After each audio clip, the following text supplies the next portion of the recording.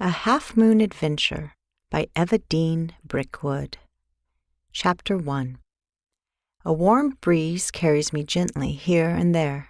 Silence, nothingness, only warmth. A voice, calm and firm, reaches me, pulls me back. Dr. Albrecht's voice reached me from afar. I remembered now. He had hypnotized me. 3, you are coming back. 2, you will wake up now. 1, you open your eyes. You can remember everything. The pictures behind the nothingness faded away. I had seen myself as a younger version of who I was now. Dark blonde, slim, medium height, with full lips and blue-gray eyes. Young and vulnerable. Had I really looked so sad back then? Actually, I liked myself the way I had been at the age of 12. You did rather nicely, Isabell. Dr. Albrecht praised me and switched off the tape recorder. I opened my eyes and took a deep breath. He checked his watch and then the wall clock, just to make sure that the time was correct. The cozy warmth seeped away and the smell of floor polish hit me. The lazy boy I had been lying on for the past half hour no longer felt comfortable. I wanted to stretch myself thoroughly. It always took me a while to get used to reality again. Reality. That was the summer of 1977 in my hometown of Karlsruhe in southern Germany. At 15, I was an ordinary teenager, in my opinion at least. I did sports, loved pop music, had the odd zit on my face, and occasionally defied my parents. That's the reason why I was here. My parents were convinced that I was too difficult, too rebellious. Shocker. And it was Dr. Albrecht's job to fix me. Traffic noise echoed up from the street. There was the dank smell of a cold cup of coffee on my shrink's broad desk and the tick-tocking of the clock on the stark white wall across the room. It was 2:30 p.m. The wild ringing of a tram bell downstairs. I knew I was back. This novel treatment with hypnosis had lasted for the whole of 2 months now, and it had dredged up a great deal from my early childhood. In the 70s, new treatment methods were all the rage. Anything that was considered modern was all the rage. I didn't really mind that. We still have some time left, and I'd like you to listen to the most important sections on the tape. I also have a few questions for you. Sure, Doc, I said in a perky tone. I sat up and watched him work the tape recorder. As far as I could tell, Dr. Albrecht was ancient, 30 at least. His thinning hairline and the crow's feet around his spectacled eyes were a sure sign of his advanced age.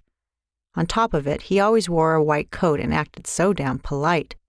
The picture of a scientist. He somehow reminded me of an Albert Einstein poster, just that his hair wasn't as crazily tasseled as that of Einstein. I thought by now that this new therapy was quite a smasher because Dr. Albrecht was the only grown-up who actually listened to me. At first I hadn't been keen on all that mumbo-jumbo, but then I got used to it. Under hypnosis, I could live through stuff that had happened way in the past, just that now I was in control. We always discussed what I experienced after one of these sessions. This time, my memories had begun with a phone call to my father when I was 12 years old. Daddy, she's lying in bed and doesn't say anything. She just stares at the wall. I'm afraid. Please come home. Are you sure that she's not just in one of her moods again? I've got so much work to do here. Were you cheeky to her? No, of course I wasn't. We weren't naughty at all. My older sister Evelyn began to wail, and my younger sister Paula crawled under the dining room table. Did she take something?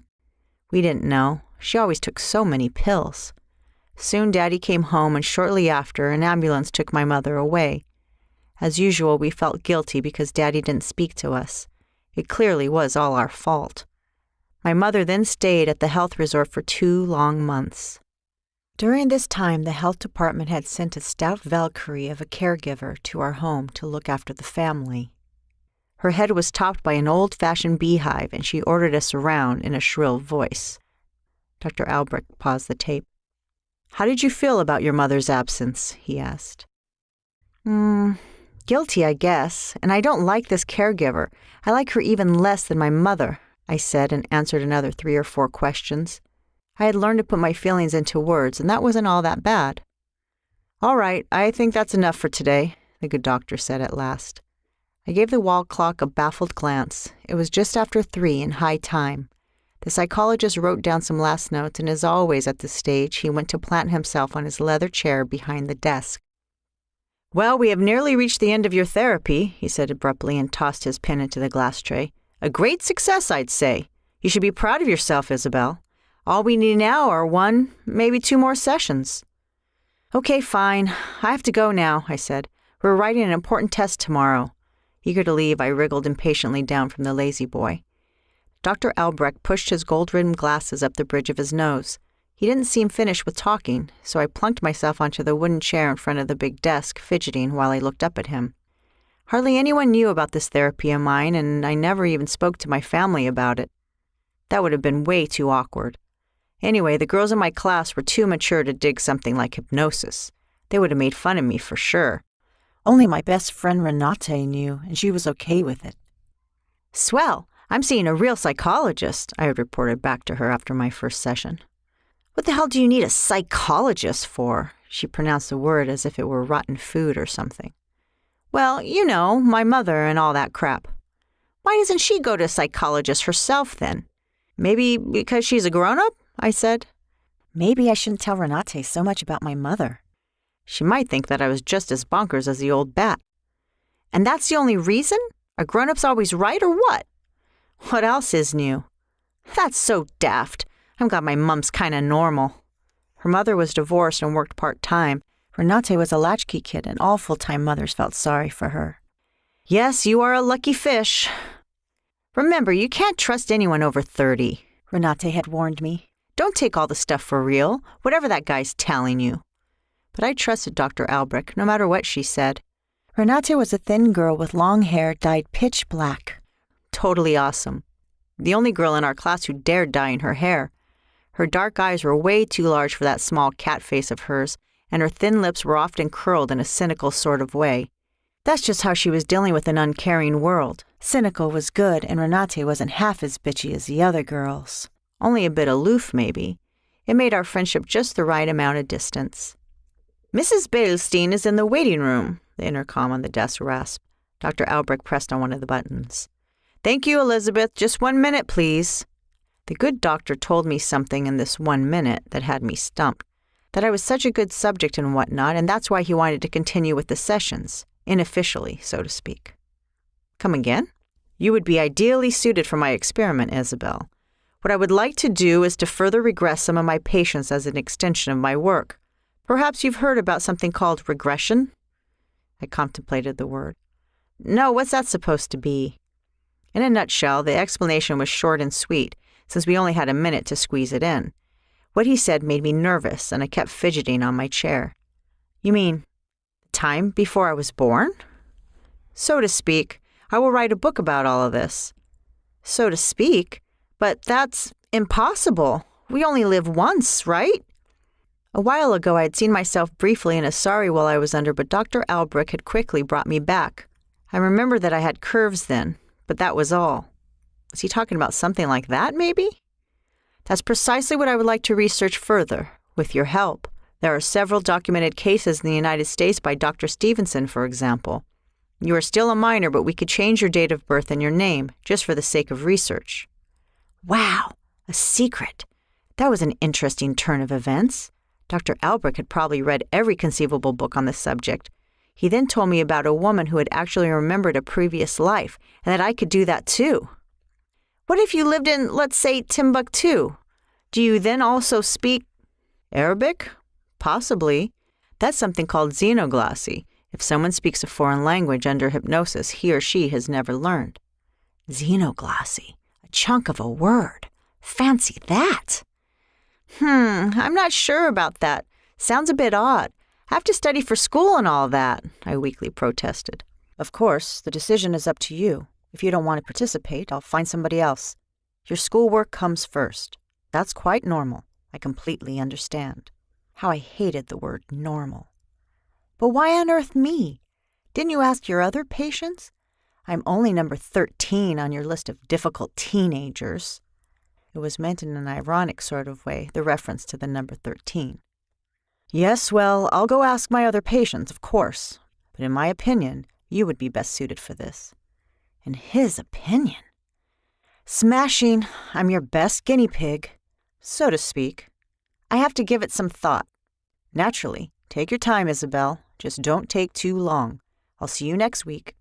Elizabeth, you can now—" The whole conversation had taken a lot longer than 1 minute, more like 10. I was best suited for this, and my mother would have kittens if she knew. "Ha, okay, I've thought about it," I said quickly. "I'll do it." The shrink needed me, not as a patient, but as his best guinea pig. Not the others. Me. 15-year-old Isabell, and I would be in his book. I felt proud somehow at the thought of it all. I'd have a different name and be older, but I wasn't fussed about stuff like that.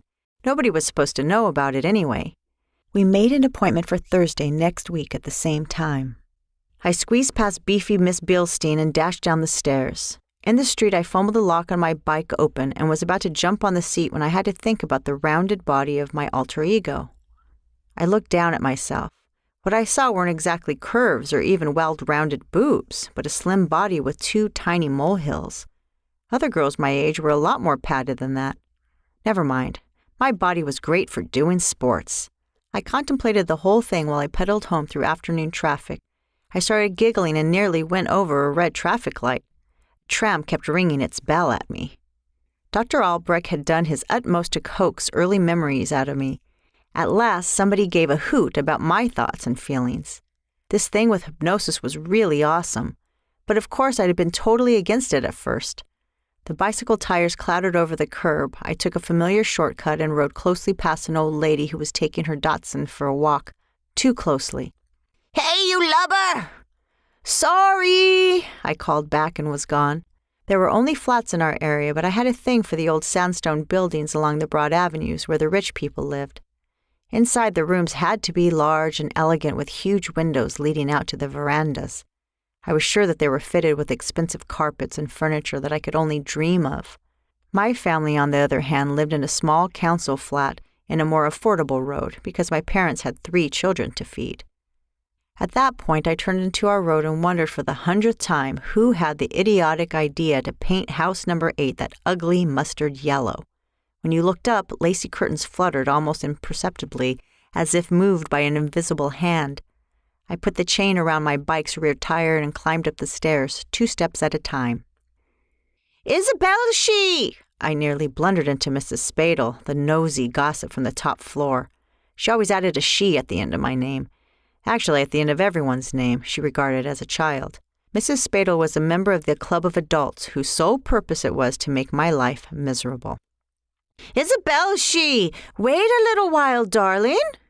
She had to spend half of her life somewhere on the staircase, judging by how often one bumped into her all day long. The staircase was just like the main street of a vertical village, and Mrs. Spadle knew just about everything about all her neighbors. Nah, she knew everything about everybody in the entire street and about every celebrity, too. "Oh, I'm very sorry, Mrs. Spadle. Bye for now." I managed to quickly jump onto the next landing. It would be easier to bolt if she could no longer see me. "Well, did you just come home from school?" the chatterbox called up after me. "Yes." "Well, you know, back in my day—" I quickly slammed the door to our flat shut, the smell of stew. "Did you have something to eat?" my mother asked from the kitchen. She wanted to have a chat with me. "Yes," I lied and edged into the children's room. There was no way I would discuss my therapy sessions with her, not only because I really didn't feel like it, but I couldn't fill my parents in on Dr. Albrecht's new experiment. No point in talking to them anyway. In my opinion, they were boneheaded, totally conventional, and narrow-minded. At the tender age of 15, I had a pretty good idea what that meant. Everybody was talking about people being conventional. My parents were Walter and Hannelore Bertrand, and they were not a perfect couple. Daddy worked at the technical university in town and came home for lunch every day. After hours, he often went out to make an extra buck repairing TV sets. He was forced to moonlight because his 3 children cost a pretty penny. He blamed his receding hairline on his existence as a father, and my mom's cooking was responsible for his corpulent girth. Königsberger Klops, meatballs, and a white caper sauce were his favorite dish. When I was younger, I'd also liked them, but then I changed my mind because we had to eat them so often. What I wanted to eat now was muesli. Dad's official job description was technical employee, and he was the most important employee at the university for sure. When we were little, my sister Evelyn and I had been allowed to accompany him to his place of work once in a while. Daddy even had a parking space in the underground garage and his own big office with a workshop in the basement. Cables of every color, some with clamps on them, were hanging down the sides of shelves. The shelves housed stacks of tools and screws and all sorts of stuff. He would patiently explain to us what his important work entailed. Daddy could do just about everything, it seemed, and people called him often to come and help them. The two of us would then take turns on his desk chair, spinning it around to the left and the right. Then we'd buy ourselves Coca-Colas for 50 cents from the vending machines in the passage with the polished floor. The large swivel-mounted magnifying glass above the desk was our favorite toy. You could switch on a tiny lamp on its side and get a close-up look at everything from cigar butts in the ashtray to screws and postage stamps. Daddy used to enjoy our company, and sometimes it still felt like he did a little. When he wasn't the most important man at the university, he loved working on his garden plot where he created a large flower bed with plants from the nearby Black Forest. Apparently, they look like the Masurian plants in East Prussia. Daddy had grown up there and often longed for his home, for his native province, and always mentioned how much the Black Forest reminded him of Masuria. My mother was a housewife. She wore preppy aprons and always cooked or cleaned the 4 rooms in our flat. Her blonde hair must have been full and shiny at some stage, but all the perms that were mandatory for a proper housewife had turned it into lifeless curls. The result reminded me of sheep's wool. Sometimes when I came home from school, I found the lounge locked. "You kids are just going to mess everything up, and I work myself to the bone the entire morning cleaning the lounge suite," she would say with a few variations, followed by something like, "Isabel, take down the rubbish bin and then wash the dishes. Come, get a move on. Come, don't dawdle." This she said in so many variations that I didn't feel like listening anymore. She also loved to polish the family facade because of her "what will people think" credo, as if anybody ever gave a hoot. Mom had not always been a housewife. She mourned her glory days as the matron of the prestigious spa clinic in Baden-Baden. Of course, for our benefit, she described this period in every single detail. "Oh yes, I can count Imrich Kallman among my famous patients. He gave me the vase over there to thank me." Our gaze followed her index finger. "The one with the fishes on it. Only the richest and most famous people would come to the spa clinic in Baden-Baden." We had no clue who this Imrich Kallman was, or most of the people, whose names she would drop all the time. Our mother also loved to listen to boring radio music by Tchaikovsky or the wooden clog dance while she ordered us around in a stern voice, urging us on to do our chores. I hated window cleaning the most, but she didn't tolerate back talk. Whenever we dared to fall ill, we had to stay in bed for days on end and endure her nursing. This usually meant that we had to slurp chamomile tea and eat runny porridge and that visiting hours were limited. It was way better to remain healthy. I knew by now that my mother was like that because of her difficult childhood. Apparently, there was an agreement with Dad that he would support her against the children in every possible way, no matter what. Whenever she threw a wobbly, little Isabel went to hide in some cupboard or pantry or under the bed. That's probably why I still suffered from stomach cramps and headaches. I started to hide even when she was in a good mood. I guess I simply didn't trust her. Then I grew older and began to rebel.